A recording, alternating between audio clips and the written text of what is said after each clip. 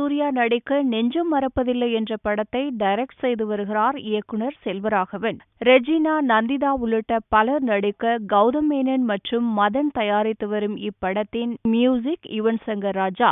இப்போ இப்படத்தில் தனுஷ் ஒரு பாடல் பாடியிருப்பதால் ரசிகர்கள் மத்தியில் யுவன், செல்வராகவன் மற்றும் தனுஷ் கூட்டணியால் எதிர்பார்ப்பு கூடியுள்ளது. தன் அம்மாவின் மரணம், சொந்த திருமண வாழ்வில் பிரச்சினை என பல இன்னல்களை சந்தித்து வந்த யுவனுக்கு 3வது திருமண பந்தத்தின் மூலம் கிடைத்த பெண் குழந்தையால் சற்று ஆறுதல் கிடைத்துள்ளது.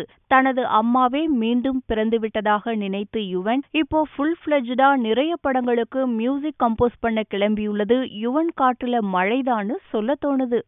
கிடுகிடுன்னு படம் பண்ணிக்கிட்டு வராரு விஜய் சேதுபதி. இது ஊரறிஞ்ச விஷயம். இந்நிலையில அவருடன் நடிக்க இன்னொரு பக்கம் வளர்ந்து வரும் நடிகை கீர்த்தி சுரேஷ விஜய் சேதுபதி படத்தில் நடிக்க அப்ரோச் பண்ணபோது விஜய் சேதுபதியுடன் நடிக்க விருப்பமில்லை என சொல்லிட்டாராம். வாய்ப்பு இப்போ அச்சம் என்பது மடமையடா மஞ்சிமா மோகன் கைவசம். விஜய் சேதுபதி படத்தை கீர்த்தி சுரேஷ் மறுத்ததற்கு காரணம் சம்பளம் கட்டுப்படி ஆகல என்பதுதானா?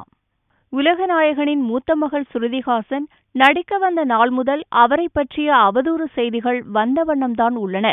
இந்நிலையில் உங்களை பற்றிய விமர்சனங்களை நீங்கள் எப்படி எடுத்துக்கொள்கிறீர்கள் என கேட்டதற்கு, என்னை பற்றி கிசுகிசுக்களும் வதந்திகளும் அவ்வப்போது பரவி வருகின்றன. அது பற்றி நினைத்து ஒரி பண்ணிக்க மாட்டேன்.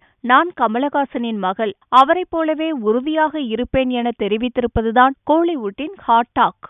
அப்புக்குட்டி நடிப்பில் உருவாகி வரும் காகித கப்பல் படம் வெளியிட ஒரு குறிப்பிட்ட தேதி முடிவு செய்துவிட்டு பின்பு அதில் இருந்து பின்வாங்கிவிட்டனர். காரணம் வேறு ஒன்றும் இல்லையா? அண்மையில் வெளியான அம்மணி, ரெக்க, தேவி, ரெமோ படங்கள் வரத்தால் 30 தியேட்டர் தான் உங்களுக்கு என சொல்லவே, இல்லை நாங்க பிறகு வரோம்னு சொல்லிடுச்சாம் படக்குழு.